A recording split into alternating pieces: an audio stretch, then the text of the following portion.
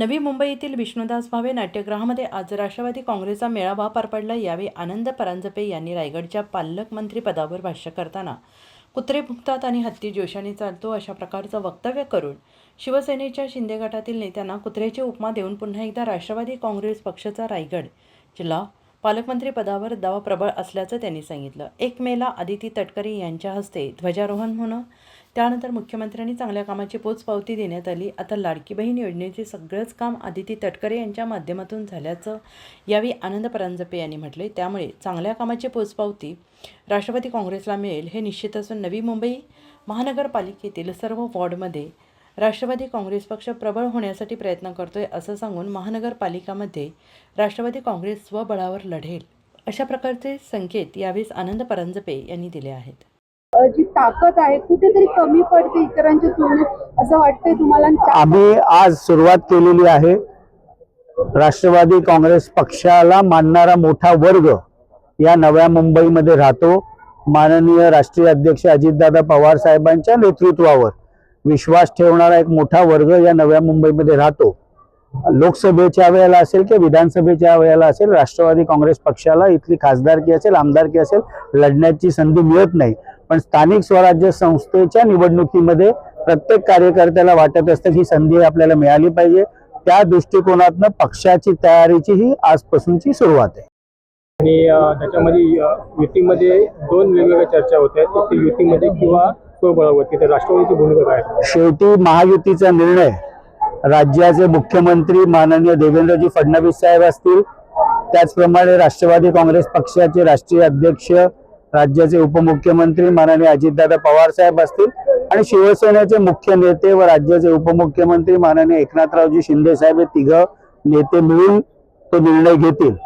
जो निर्णय ज्या वेळेला व्हायचा आहे त्यावेळेला तो होईल। पण राष्ट्रवादी काँग्रेस पक्ष एक राजकीय पक्ष म्हणून संघटना वाढीला आम्ही अधिक महत्त्व दिलेलं आहे आणि नव्या मुंबईमध्ये येणारी महापालिकेची निवडणूक संघटनात्मक दृष्ट्या संपूर्ण 111 वॉर्डामध्ये संघटन उभं करण्याची जबाबदारी आमच्या सर्व कार्यकर्त्यांची आहे।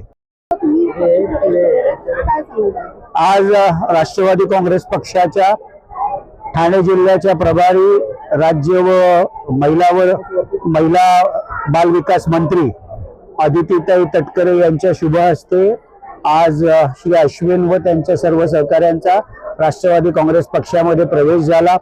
त्यावेळेला राज्याचे आमचे युवकचे प्रदेशाध्यक्ष सूरजजी चव्हाण होते, नवी मुंबईचे राष्ट्रवादी काँग्रेस पक्षाचे जिल्हाध्यक्ष नामदेवजी भगत होते आणि मोठ्या संख्येने तरुणांनी आज राष्ट्रवादी काँग्रेसमध्ये प्रवेश केला।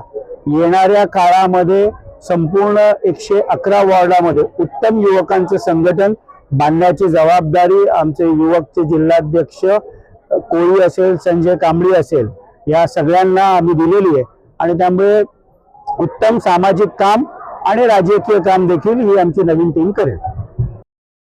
राष्ट्रवादी काँग्रेस पक्षाने पहिल्या दिवसापासून अत्यंत संयमाची भूमिका घेतलेली आहे की रायगडच्या पालकमंत्री पदाबाबत जो काय निर्णय राज्याचे मुख्यमंत्री घेतील देवेंद्रजी फडणवीस साहेब, तो राष्ट्रवादी काँग्रेस पक्षाला मान्य असेल।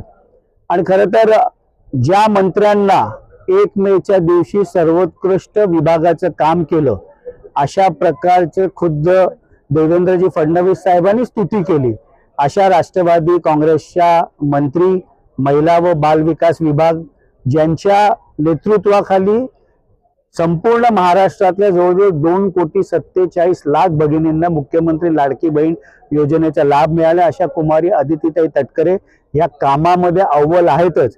त्यामुळे आम्हाला घाबरण्याचं कारण नाही। मराठीमध्ये एक म्हण आहे की कुत्रे भुंकतात, हत्ती आपल्या जोशाने चालतो। त्यामुळे कुत्रे भुंक भुंकती, डौलाने चाले हत्ती। राष्ट्रवादी काँग्रेस पक्षाला त्यांच्या टीकेकडे बघण्याचा वेळ नाही, कारण राष्ट्रवादी काँग्रेस पक्षाला महाराष्ट्राच्या विकासामध्ये आपलं मोठं योगदान द्यायचं आहे आणि त्याच मार्गावरती माननीय अजितदादा पवार साहेबांच्या नेतृत्वामध्ये राष्ट्रवादी काँग्रेस पक्षाचे सर्व मंत्री आम्ही काम करतो।